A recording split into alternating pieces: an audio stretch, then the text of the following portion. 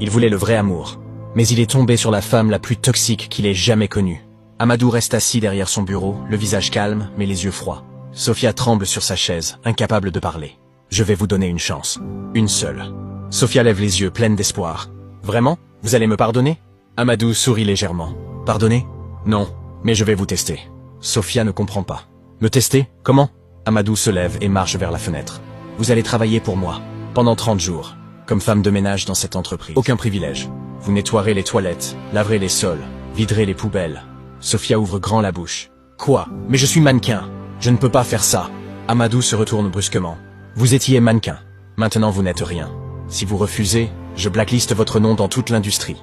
Plus aucune marque ne voudra de vous. Jamais. Sofia sent les larmes monter. Et si j'accepte? Si vous tenez 30 jours sans abandonner, sans vous plaindre, je vous donnerai le contrat de mannequin international que vous vouliez. 10 millions de francs.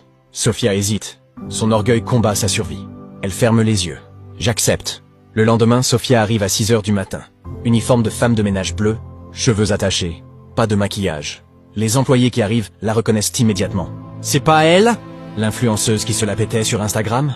Les rires fusent dans les couloirs. Sofia baisse la tête et commence à nettoyer. Premier jour, elle nettoie les toilettes des bureaux.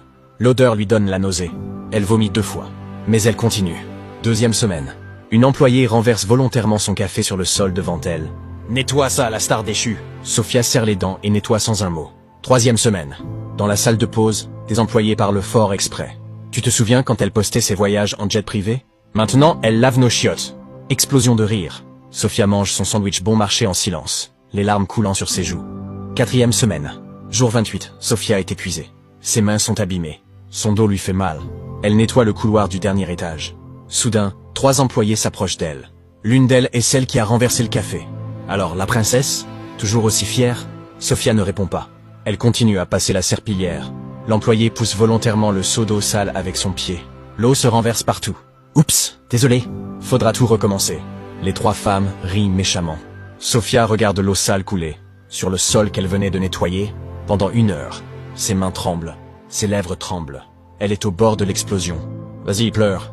Abandonne. Retourne dans ton trou. Sofia serre les poings. Les larmes coulent, mais elle ne dit rien. Elle prend le seau, retourne le remplir, et recommence à nettoyer.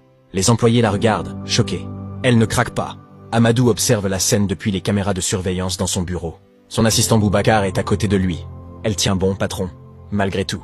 Amadou hoche la tête, impressionné malgré lui. Oui, elle tient bon. Jour 30, dernier jour. Sofia termine son service. Elle range son matériel. Ses mains saignent légèrement. Son visage a été marqué par la fatigue. Mais elle a survécu.